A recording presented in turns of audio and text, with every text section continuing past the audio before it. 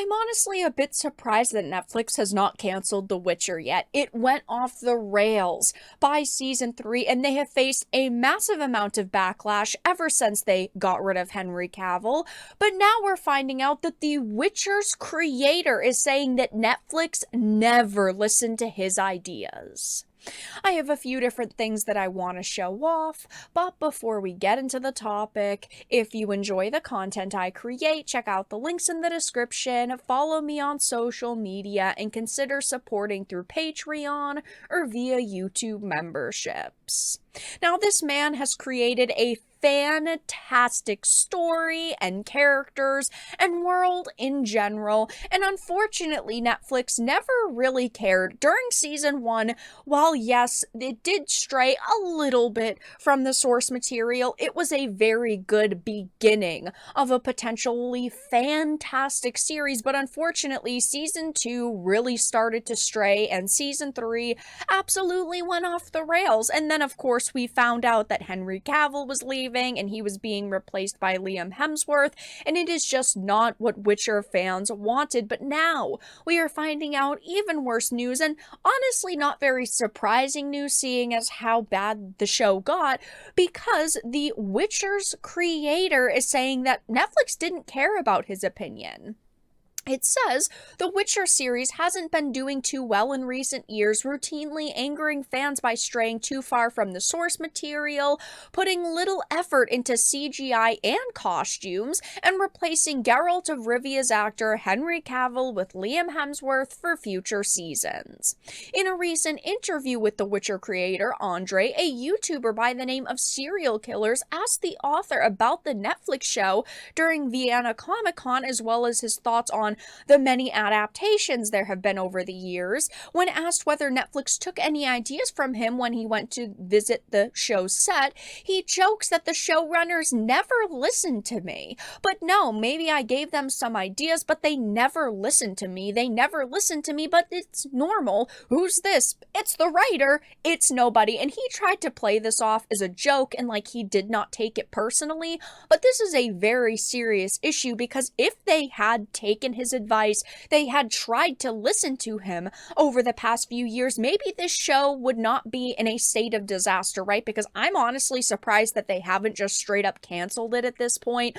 Of course, Netflix is notorious for canceling series, but while The Witcher started off good, again, now that we're at season 3 going into 4, there's really nothing left here. I know I personally have no interest in the next season. I know many Witcher fans do not either, and they've lost that casual audience that Henry Cavill brought. Henry Cavill did bring a lot of popularity and a lot of fans to this series, and now that he's gone, I think a lot of those people are gonna go, meh, I just don't really care about this anymore. They've lost that audience, and it's so sad because I have all of the Witcher books behind me, but they're so good, and the games were so fantastic as well. I wanted a truly amazing adaptation of this, and they just have not nailed it. And I think that if they actually had listened to him, the writer of all people, and they actually took his criticisms and his suggestions to heart, this would have turned out so much better. As you can probably imagine, it says, these comments from him have riled up Witcher fans even more, who are already fuming at Netflix for the show's depreciation of quality and the treatment of series' self-proclaimed mega fan Henry Cavill. Learning that those behind the show had the opportunity to take advice from the creator himself but ignored it has inspired a new wave of anger in places such as the Witcher subreddit. Of course that happened, because there are so many franchises that you could not get the original creator's viewpoint on, like Wheel of Time, for instance, right? Amazon has made the Wheel of Time. They've also made Lord of the Rings, the Rings of Power. And it's not like they had the chance to talk to the original creator, see what their visions were.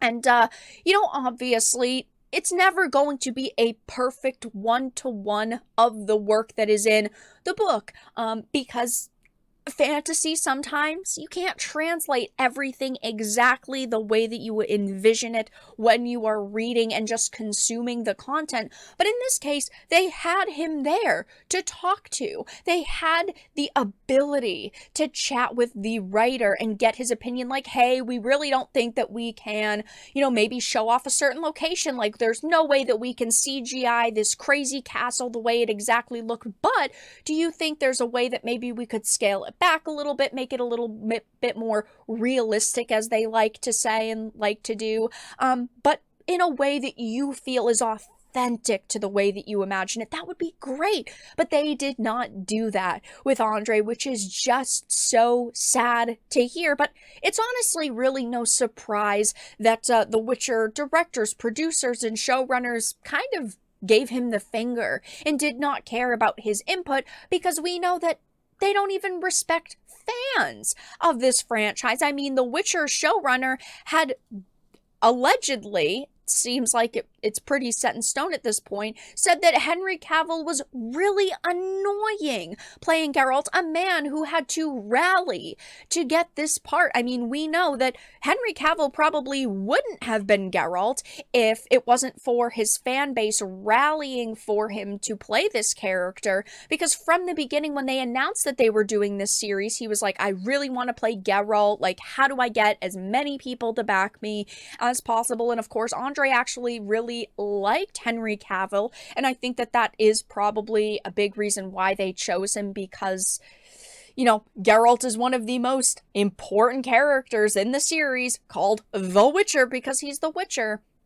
But the showrunner hated Henry Cavill and thought that he was really annoying because he was like a Witcher Bible on set. We have heard from several of the producers and the actresses that behind the scenes he constantly had the books in his hand saying, oh, we should add this line in from the source material, or we should do a scene this specific way because it would be more accurate. Like, he was constantly trying to better the show, and I do feel like a major reason why they recast him and why they did not fight harder for him is because they found him annoying. And they didn't even care about the original writer, so why would they care about one of the actors who actually wanted this series to be good? It's such a sad situation, right? Because we had such an amazing actor, we have the author, all of these people who genuinely cared, but they were overshadowed by the individuals who didn't care. They don't care about fans, they don't care about source material, they do not care about anything regarding this franchise, and it's just so sad to see. But unfortunately, it's not all that surprising. So while I know a lot of you think The Witcher is already dead, we should stick to the books and we should stick to the video games, which I completely agree with because they are all so amazing, it would be great to see this Witcher show be turned around and for it to actually be good. But they have gone so far off the beaten path. There's no way for that to happen. Netflix at this point just needs to cancel this show, call it a loss, move on, and just let it be dead, because there's no way that they could fix it with Liam Hemsworth. They would have to bring Henry Cavill back. They would have to completely ignore the events of season 2 and season 3. They would have to actually get good writers and producers and showrunners on this project, which they're clearly not going to do. But it's a sad but not very surprising situation hearing the Witcher creator say Netflix never really listened to his ideas. But that's all that I really had to discuss in this video. Let everyone know your thoughts in the comment section down below. If you enjoyed this, and of course found it important and informative, make sure to give it a like, share it, subscribe to the channel, and of course if you didn't, make sure to give it a dislike. I appreciate your support either way, but I will talk to you all again in the next video really soon.